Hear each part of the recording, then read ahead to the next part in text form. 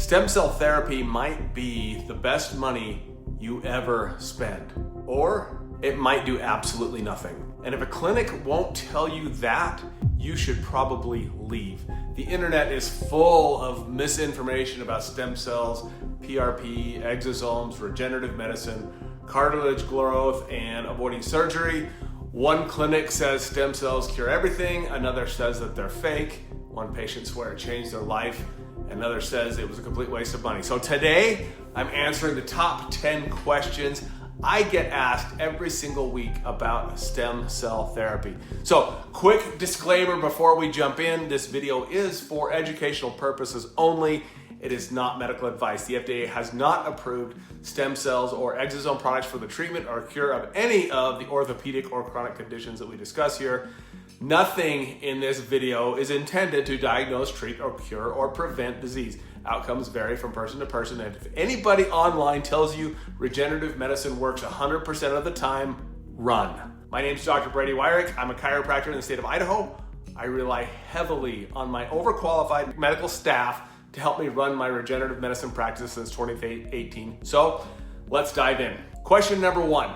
What exactly is stem cell therapy? This is by far the most common question, and at the most basic level, regenerative medicine is about creating an environment that may support healing and new tissue growth. Stem cells are blank slate cells that your body uses to signal the process to start healing. They reduce inflammation, improve healing potential, they improve mobility and function. You can get stem cells from two sources. You can get them from yourself, from your bone marrow, where age and health status matters, or you can get them from human birthing material like umbilical cords from reputable labs. Now, one thing people really need to understand is that PRP is not stem cell therapy. PRP uses growth factors from your own blood. It can be fantastic, but it's not the same thing. And here's where things really get controversial. There are recent studies suggesting many bone marrow procedures may contain little to no actual stem cells. So when clinics throw around the term stem cell therapy online, ask questions. Question number 2, does stem cell therapy actually work? This is the big one.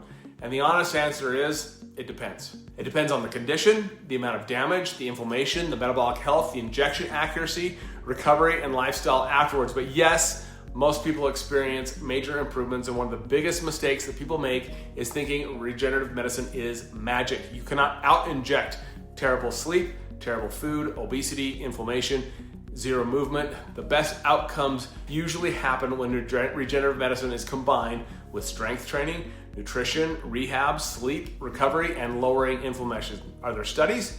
Yeah, there's hundreds of them, but you won't see them on mainstream media because they are sponsored by Big Pharma. And here's the big problem.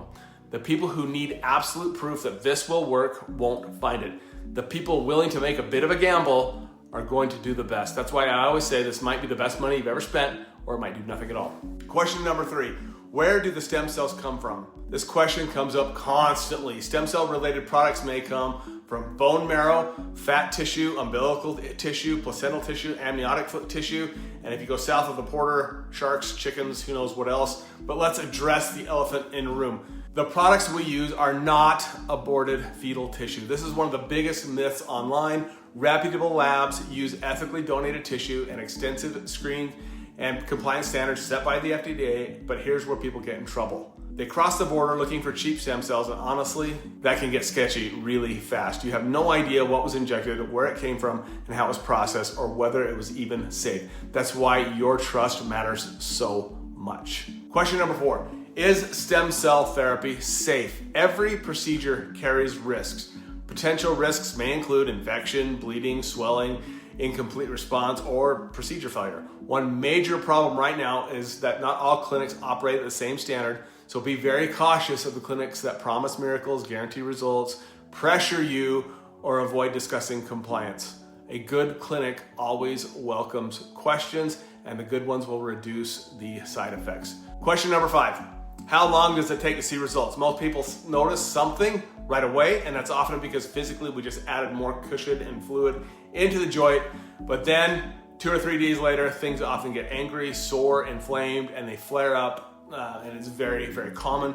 We usually look for true regenerative improvement starting around week 6 to 8, and healing is rarely linear, meaning it doesn't go like this, it's gonna go like this. Question number 6, how long do the results last? There are studies showing an improvement lasting 5 to 7 years in some patients.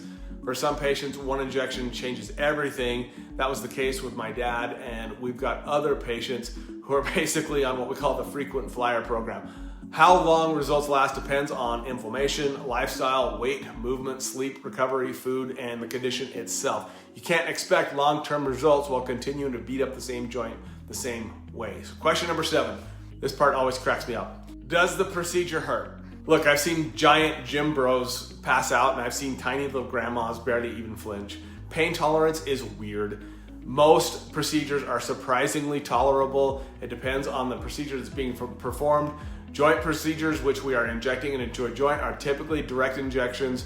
Spinal procedures are often into the muscles surrounding the spine of the affected areas of the spine. And some systemic procedures are things like autoimmune or inflammatory lung issues may be done just through an IV. And in some cases, even nebulized or inhaled stem cells for brain support. But yes, you will probably be a little sore afterwards. Most people compare it to a deep bruise or post-workout soreness or just temporary inflammation. And the recovery instructions afterwards matter a lot. Question number 8, can stem cell therapy help people avoid surgery? For some, absolutely. For others, surgery still might be the right choice. And for some people, it may do nothing at all, and that is the honest truth. This could end up being the best money you've ever spent, or it may not work the way that you hoped. This is the same gamble involved, and anybody telling you otherwise is probably trying to sell you something. Question number 9, why doesn't insurance cover it, and how much does it cost?